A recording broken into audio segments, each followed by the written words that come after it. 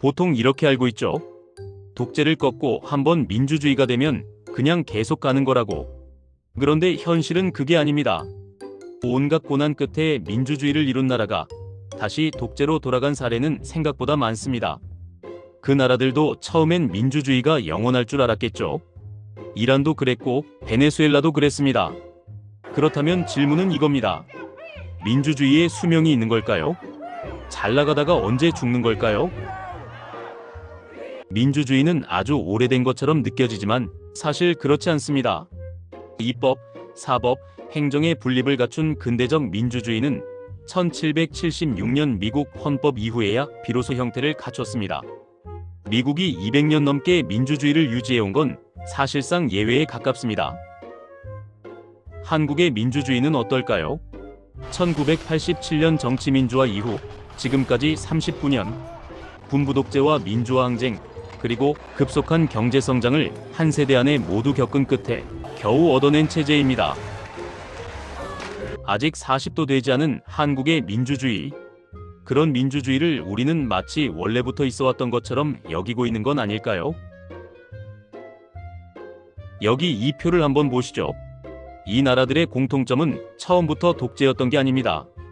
독재를 벗어나 분명 민주주의를 경험했다는 점입니다. 이란은 왕조 독재를 끝내고 의회와 선거를 갖춘 체제를 향해 갔지만 불평등과 외세에 대한 반감이 혁명을 불렀습니다.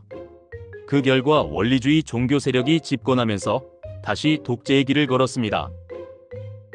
베네수엘라는 한때 남미에서 가장 안정적인 민주주의 국가였죠. 하지만 반복되는 정권 교체에도 부패와 정책 실패가 이어지자 국민들은 개혁을 위한 강력한 리더십을 원했습니다. 그 선택 끝에 등장한 강한 리더십은 위기를 해결하지 못했고 민주주의만 약화시켰습니다. 러시아와 터키는 어느 날 갑자기 민주주의를 포기한 나라들이 아닙니다. 선거는 유지됐고 의회도 남아있습니다. 다만 정치 권력은 집중됐고 사법과 언론 역시 한 방향으로 기울었으며 사람들이 깨달았을 때쯤엔 민주주의는 허울만 남았습니다. 민주주의 연구의 대가 아담 쇠보르스키 교수는 민주주의를 이렇게 규정합니다. 바로 흔치 않고 취약한 시스템이라는 것. 그의 연구를 보면 미국이 삼권 분립을 시작한 1780년대 이후 지금까지 전 세계에서 1200번가량의 정권 교체가 있었습니다. 그중 선거를 통한 민주적 정권 교체는 약 570번, 쿠데타나 폭력에 의한 정권 교체는 약 610번. 우리가 익숙한 세계가 사실은 역사적으로 훨씬 더 낯선 쪽인 셈이죠. 놀랄 게 또 있습니다. 전 세계 국가 가운데 권력을 단 한 번도 평화적으로 넘겨준 적 없는 나라가 70개국에 육박합니다. 민주주의는 예외였지 기본값이 아니었던 셈입니다. 이를 바탕으로 민주주의의 수명을 살펴볼까요? 그의 분석에 따르면 민주주의는 도입 후 약 20년까지는 존속 확률이 높아집니다. 하지만 20년부터 50년까지는 지속 가능성이 급격히 떨어집니다. 그에 따라 50년 이상 민주주의를 지킨 나라는 얼마 되지 않습니다. 요약하면 민주주의는 시간이 지날수록 자동으로 단단해지는 체제가 아니라 작은 충격에도 무너지는 취약한 체제라는 뜻입니다. 그렇다면 지금 우리는 어디쯤에 있을까요? 한국 민주주의는 39년 차입니다. 가장 안정적이라는 20년 구간을 이미 지나서 체제의 지속 가능성이 시험대에 오르는 구간에 들어와 있습니다. 희망적인 요소도 있습니다. 부유한 나라일수록 민주주의가 무너질 가능성은 낮은 것으로 분석됩니다. 한국은 인구 5천만 명 이상, 1인당 소득 3만 달러 이상인 소수 국가 중 하나입니다.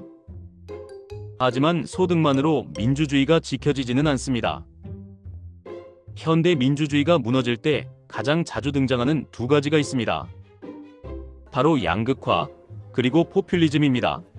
경제 양극화에 더해 갈등을 에너지로 삼는 정치가 내 편만을 위한 포퓰리즘을 양산하면 민주주의는 급속히 무너집니다. 베네수엘라와 이란이 그 길을 걸었고 우리뿐만 아니라 그 어떤 나라도 여기에서 자유로울 수 없습니다. 마음대로 휘둘러도 그냥 굴러갈 거라고 여기는 순간 민주주의의 수명은 줄어들기 시작합니다. 다양성과 갈등을 인정하되 그 갈등을 조율하는 정치가 살아나지 않는다면 한국 민주주의의 위기는 이제 시작일지도 모릅니다. 함께 생각을 나눠본 시간에 감사드립니다. 좋아요와 구독은 큰 힘이 됩니다.